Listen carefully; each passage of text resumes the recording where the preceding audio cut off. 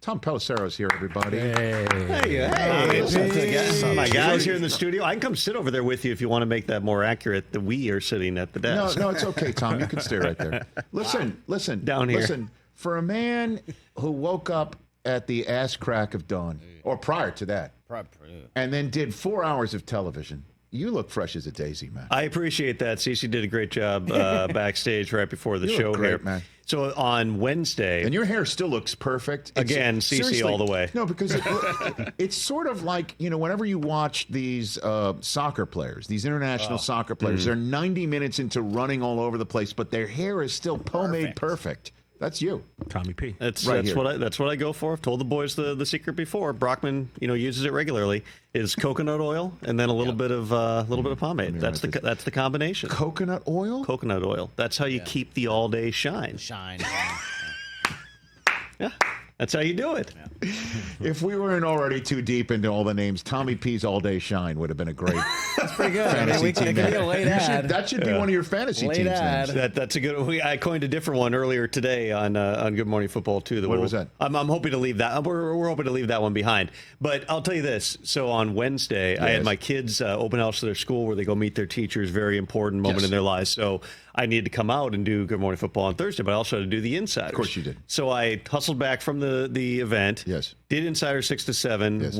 Got on a plane, landed here, got to the hotel about 12:30 a.m. on Thursday morning. Yes. Napped, woke up at 3, and then powered through the 4 hours of the show. So that's the challenge. Wow. It's even worse when at 2:30 a.m. all of a sudden you snap awake and go, I didn't pack any pants. So these are fresh from the mall that's next door to the hotel. Had to do a quick shopping spree there. Los Angeles pant buying. Tom Pelissero, here on the Rich Eisen Show. Okay, so the Aiyuk deal got done how? I mean, I feel like we've talked about this weekly for 6 months here. And this is very much, in my mind, I mean, it's a marriage of convenience. This has gone through, go all the way back to March when the 49ers didn't want to get this deal done at, let's call it 25% less than what it ultimately cost them here. They just, based upon where they are at salary cap wise, the guys that they're paying, they weren't willing to get into that stratosphere. So you have this off-season long standoff. You have a bunch of different meetings of Aiyuk with Kyle Shanahan, with other members of the organization, John Lynch. Then at the start of camp, obviously, the hold-in begins. They're still hopeful maybe something's going to happen, but the 49ers really want to make him another offer. Then the 49ers start calling a bunch of different teams, the Patriots, the Browns, the Steelers. They're all in on it. But all of a sudden it became clear Aiyuk wasn't going to go to another team. Again, this thing keeps going back and forth. Earlier this week, the 49ers are calling teams again and saying, what if we tried to reengage? What if we can get Aiyuk to come there? Could we trade him to Pittsburgh and still get this? In the end, they were like $1 million apart. And I know that, Ryan Williams, who's Aiyuk's agent, got on social media last night because there was speculation of, it's the same deal they had on the table 3 weeks ago, and wrote something along the lines of that's factually inaccurate, but the check still cashes. Yes. They were like $1 million apart, which in my mind is the 1 yard line. It's also a great reminder that there is no close on these deals. It's done or it's not. We can all sit back and go, was it really worth 3 weeks and multiple walkouts and nearly trading him away and Aiyuk being mad and all the posts? Was it worth it for that extra few $1 million out in like the 4th year of the extension?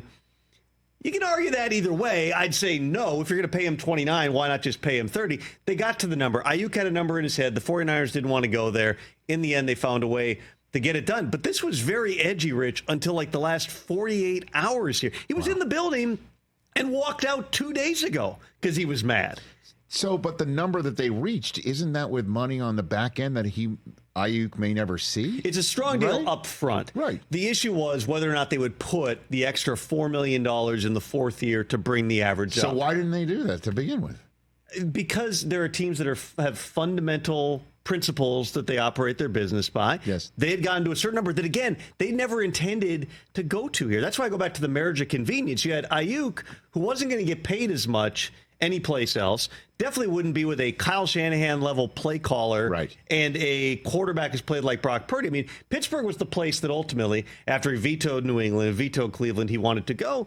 Mike Tomlin, I get why you want to play for Mike Tomlin, because every year you know you're going to be in the fight. Yes. But Russell Wilson and Justin Fields are both on one-year contracts. You could sign there, and then next year you're playing with, I don't know who, somebody that they're drafting somewhere late in the first round, another free agent signing. Maybe it's still Russ, maybe it's Fields. You have no idea. So he didn't have the greatest option. The 49ers called everybody. Yes. Trying to get a wide receiver.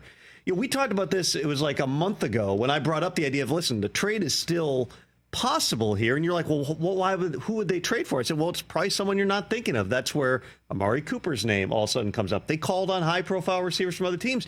GMs in mid-August aren't going, you know what, yeah, let's trade the number one, number two receiver on our team for a second-round pick.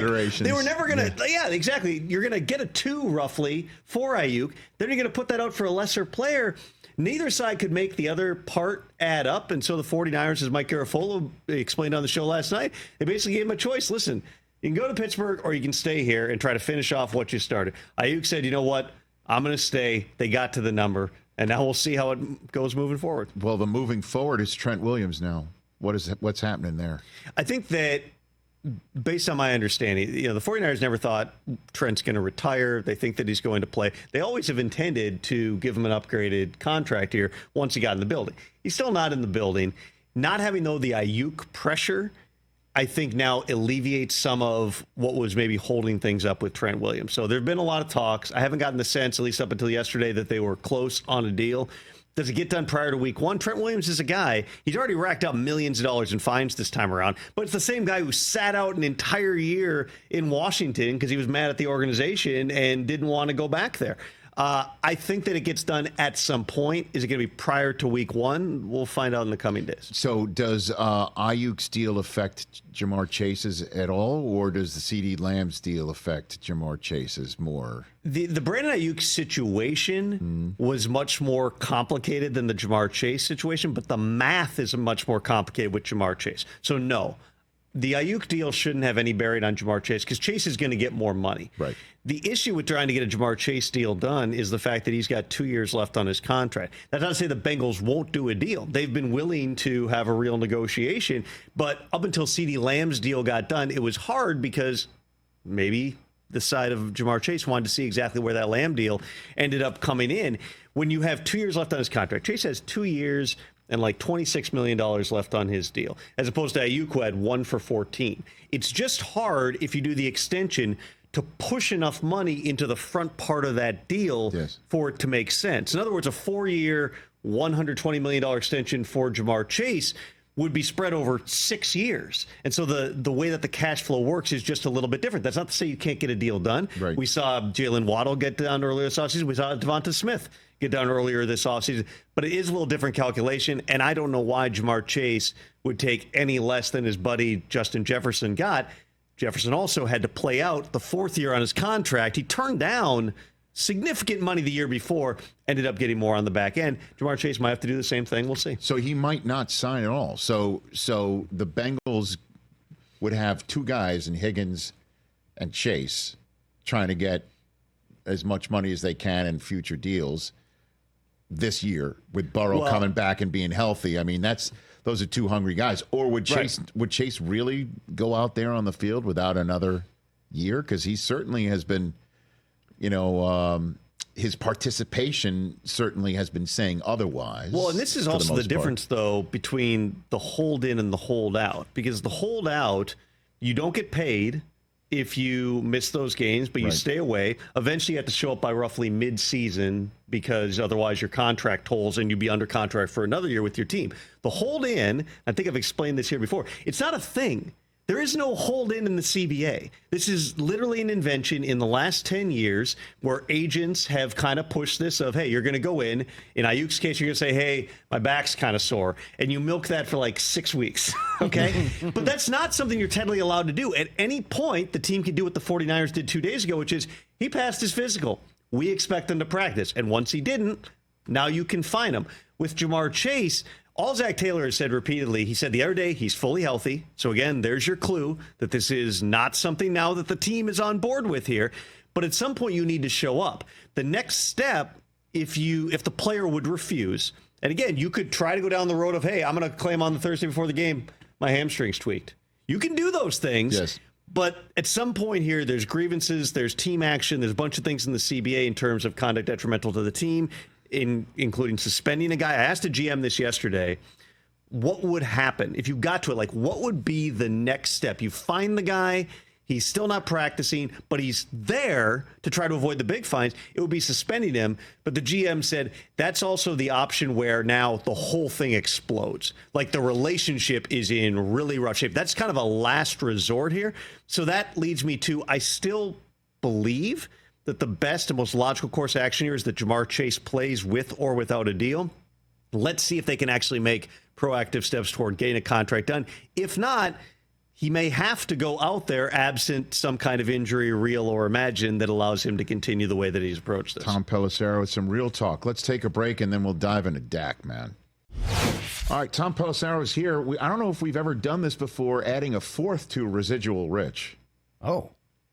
I have a residual check from SAG-AFTRA of one of my many appearances on television and film, where I open the check and you guess. Have you? Do I get the check? You do not. Oh, that's unfortunate. All right, hit it, please. Hit it.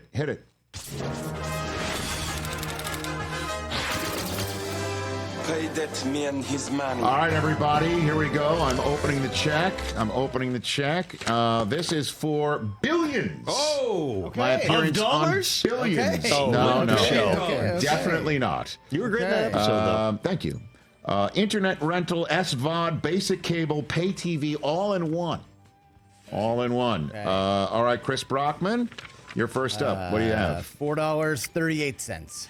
This is Price is Right rules. Closest without going over. If this Closest music without is going not over. even indicated as such. All What do you got? I'm gonna go. You nailed it perfectly the that was last perfect time you last played. time. Yeah. Let's do 675. 675. TJ Jefferson, who's actually been on The Price is Right. And had tremendous success. I'm going to go with $1.78, Bob. Tom Pelissero. 1 cent. 1 cent. Whoa. Well, Sorry. everybody, do not In that mess. 4 spots. Good Do place to not be. mess with Jason Feller. My actual retail check, you guessed 675, is $7.30. Wow. Belly. Go get yourself a, probably not a venti, like a grande. Would you care to guess how much the internet rental and basic cable money was? Oh, we're still. No. $0. 0 cents. All 730 comes from pay TV. And from this very episode right there. There it is. That's amazing. We actually have photographic evidence of the show in question. Well done. Well done. Do Thank not you, sir. mess with Jay Felly and He's on Residual Rich. fire, man. Back on the Rich Eisen Show.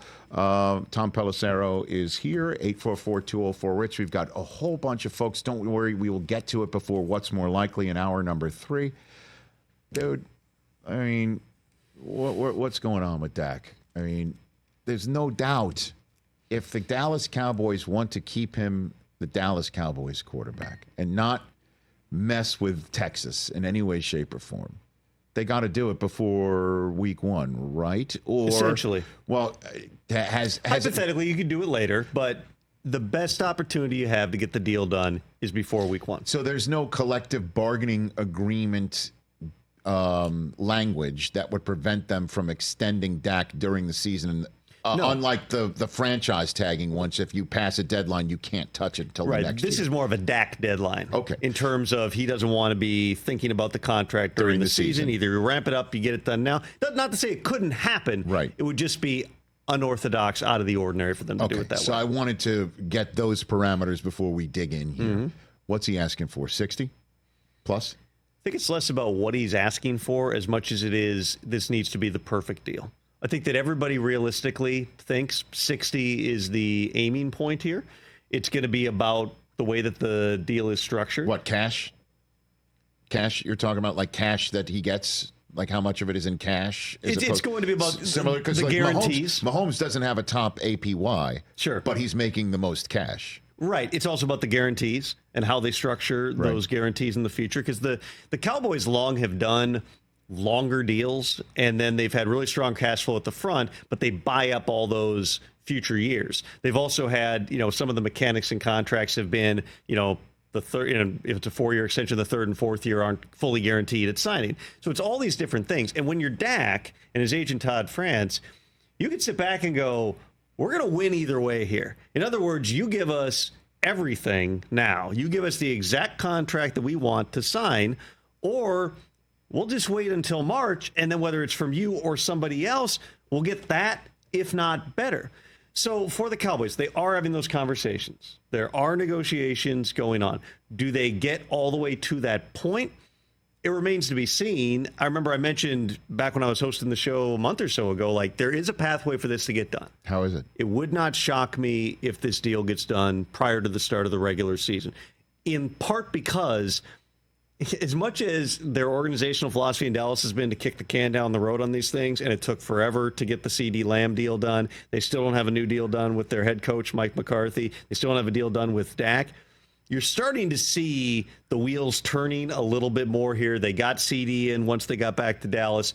With Dak, if he leaves somewhere else in free agency here, what do you do at that position? Trey Lance is a very interesting developmental prospect, but he's in a contract here. They don't have a quarterback under contract for 2025. So what exactly is your pivot? Is it you're going to trade the farm to go get your friend Deion Sanders' son and draft him in the first round next year? Is it you're going to hope that somebody else becomes available by a trade? In other words, the unknown, as much as everybody, yes, has Dak won big in the playoffs? Has he won a Super Bowl? No. But he was one of the best quarterbacks in football last year, had his best season statistically and just from the eye test in his first year with Mike McCarthy calling the plays. These two guys, and they're both free agents. I mean, you could have a situation where they both leave and go somewhere together next year if you don't get these contracts done. There's a lot of reasons for the Cowboys to want to get this deal done. There are signs that they are motivated finally to get this deal done. But that's different than saying Dak is actually going to get the type of contract that's going to make him give up something that is so rare, which is the opportunity to hit unfettered free agency. So, correct me if I'm wrong here on these facts. Dak cannot be traded without his consent.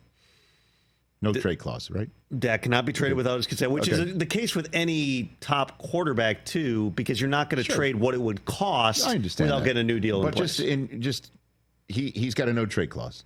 He's got a no franchise tagging clause. Correct. Right.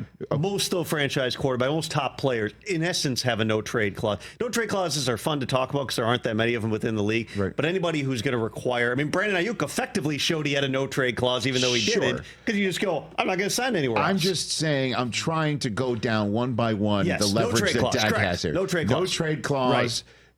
And he's got a no franchise clause. He doesn't have a no franchise clause. It would be a third tag, which is 144% of this year's cap number, there you have which is like $80 million. So again, effectively, no tag.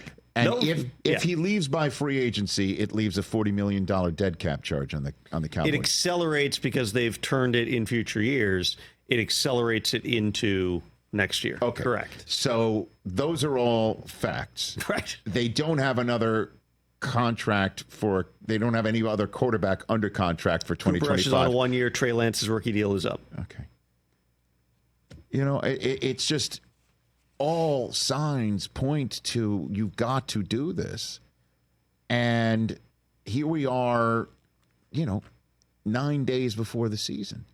Why do they do this? Why? I mean, Clarence Hill, I asked this question, and he said that the Joneses just have to win deals, that they've got to win the art of the deal. They have to do it. The art of the deal, maybe. They're being beaten on the art of this deal. It's clear that they are, they appear to be, a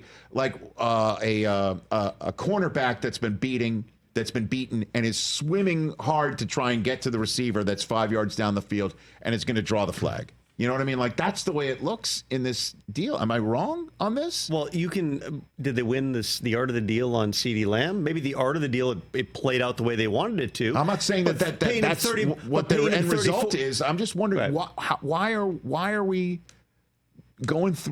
talking about this again? Well, my point on CD was they eventually paid him 34. If they did this deal back in February and said, look at all these other receivers who are going to get paid, maybe that deal gets done at 32 or 33. So you're not saving money. You rarely, with top players, definitely not with franchise quarterbacks, save money by waiting. Sometimes teams get burned. Okay, the Eagles paid Carson Wentz early. The Rams paid Jared Goff early. The Cardinals, we'll see how it plays out. Kyler Murray seems to have everybody behind him now. But it looked like, man, maybe that was not a great idea to pay him early.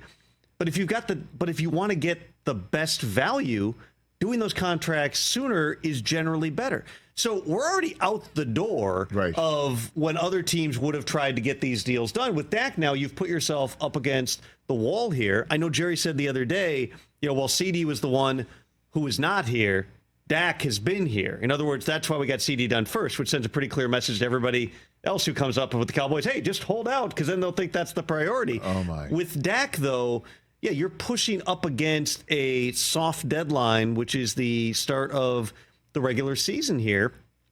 Jerry likes headlines. There's no doubt about it. We have talked a lot about the Cowboys here and everything surrounding all these different situations. There are signs that they are motivated to get a deal done with Dak Prescott. Should they have done this in March? You certainly made an intellectual argument that most franchises would have, but there is still time. The number probably hasn't changed that much. You are going to have to give up a lot here to the player to get him under contract. And Dak maybe sent a message of his own yesterday by saying, when he was asked, what does it mean if the deal doesn't get done, said just the way that people feel. So, because I'm hunting and pecking for team leverage here, and I think maybe I've found it. Because you said Dak's camp, and rightfully so, is like, if we don't get it from you, we're going to get it in free agency. Who is going to spend $60 million a year on someone else's quarterback next year? Give me the Dak market. Give me the Dak market. Team spent, for Rich, 2025 in this offseason, $55 million to re-sign Tua Tagovailoa, $55 million to re-sign Trevor Lawrence. These are all their quarterbacks that they drafted. To re-sign Jared Goff. Kirk Cousins, 36 years old, coming off a torn Achilles, signed for $45 million a year. That's 45, not 60, guaranteed. not 60. These are still massive, massive numbers. Dak Prescott was one of the top vote getters for MVP. I understand a year ago. I get it. So give me the team. The answer is somebody. Okay, well let's go down the list of who has the uncertain quarterback situation where you don't know their future plan. Matthew Stafford in LA. Effectively is on a one-year contract. Okay. He got a raise to $40 million this year. He gave up his future guarantees. We don't know if Matthew Stafford's going to play football in 2025. Put the Rams on the list. The Raiders right now are proceeding with Gardner Minshew as their starter, Aiden O'Connell as the backup. Yes. It is fair to say, after all the speculation about whether they were going to draft a quarterback, if Michael Penix had been there, would they have taken him at number 12? It's fair to say the Raiders quite possibly are going to be in the starting quarterback market. What is Seattle's plan moving forward at the quarterback position? You've got Geno Smith under contract. This is really the last year of where you're kind of committed to Geno Smith. They traded for Sam Howell, but he was just available in this offseason for a late-round draft pick in a trade with Washington. So they quite possibly are going to be in the quarterback market. Cleveland's tied to Deshaun Watson for another 2 years beyond this one for $92 million guaranteed. But let's say it doesn't work out. Let's say Deshaun Watson gets hurt again or isn't playing well enough. Does Cleveland decide, hey, it's the right time to move on? The Giants are in the last guaranteed year of Daniel Jones' contract. Dak goes to the Giants. Me if Dak Prescott is available and your options are keeping Daniel Jones around on a non-guaranteed year. Is TJ getting really stressed? You're looking behind me. Yeah, I'm sure. Yeah. I'm just listening. This is off the top of my head, Rich. I didn't come prepared to answer this question. There are a lot of teams. The Steelers have two quarterbacks who are on one-year contracts at this point. What are the Tennessee Titans going to do if Will Levis is not the dude? They just moved on from the other one. And Malik Willis, I doubt Mason Rudolph is a starting quarterback plan. And I'm sure there's several others that I haven't even mentioned here. That's already 6 teams right there who, if they don't have the guy, you can look into the draft here. And I know that, based on when the scouts had their meetings earlier on in the spring, there's like 5 or 6 guys who maybe could emerge with first-round grades out of this. But those are not sure bets. Even the 6 guys who were taking the top 12 picks this year, history would suggest that only 2 or 3 of them are going to work out. And look how quickly teams have moved on from high draft picks in recent years. In this offseason, you had Mac Jones change teams. Sam Howell, I know he wasn't a high drafted quarterback, but he was playing a lot. He changed teams. Zach Wilson changed teams. Trey Lance was already gone after year 2. In other words, let's wind it back in Justin Fields as well. All right, who are the guys who were in last year's draft class? Well, Bryce Young, who it didn't look good in year 1. And again, I'm not sitting here saying they're going to move on from Bryce Young. Showing off but if you have 2 bad years in a row, you look around the league and you'd say, maybe they're looking out there. If Anthony Richardson gets hurt again, the Colts believe in Anthony Richardson. They want to be the guy. But if it doesn't work out, you can name any number of teams, Rich, as much as it's been going for 20 years, unless you're in Green Bay. You play the quarterback immediately, and if it doesn't work out, you move on from the guy really fast. Like the Giants are the rare team with Daniel Jones where they doubled down on, well, we don't know yet. We want to give him a little bit more time. There's any number of places, and there just aren't a lot of quarterbacks who are going to be available that you don't have to give up something in terms of draft capital to get them. And this man woke up at 3 a.m. I got a 4-hour head start here getting ready for this segment. Well done. Tommy P. Blake Corum coming up. Still here on the Roku channel. So basically what Tommy P just told me is that we got to sign Dak Prescott. Yeah. I mean, there ain't no choice in the matter. We got to do this. He called Jerry, play that segment for him. I think he gets it. I think the Cowboys are making an honest effort right now to get it done. Will it actually get across the goal line? It's going to have to be a hell of a deal. Damn. Dak is the Cowboys quarterback or Dak is the Giants quarterback? What's better for our business? Dak is the Giants quarterback or Dak leaving Dallas to go to the Giants? It's better for us, right? Yes, 100%. Is it better for us? Be the best thing about us. Best thing since Favre on the Vikings. Media. Well, media. I For the guess rivalry it's part of aspects? media. It's It's not better. good for me. You are It's part better. of this Bigger media. markets. Okay, well, I don't like that. I don't like that at all. You're part of this media. What's better for us as a media to talk about? Dak is a Prescott Giant the quarterback? Dallas Cowboy. I'd say Come it's Dak as a Giant quarterback. No, it's not. The Rich, best stop thing it. for us as an industry is that this deal doesn't get done, and we got 6 more months of this, Rich. And then he becomes the Giants Then he goes quarterback. to the Giants and wins the Super Bowl. Wow. Come on, now Or at you least just- makes the NFC Championship game. Yeah, win a couple playoff games. What are you guys talking about? Free agency frenzy 2025. Feel the excitement. We're On the there. Insiders on NFL Plus. Thanks to Tom for plussing us up. He plussed us up. Tommy P. Tommy P and his coconut oil and his LA Look at that pants. hair, man. When did you buy these pants? 2 minutes ago. Catch the Rich Eisen Show every single day on the Roku channel, 12 to 3 Eastern for free.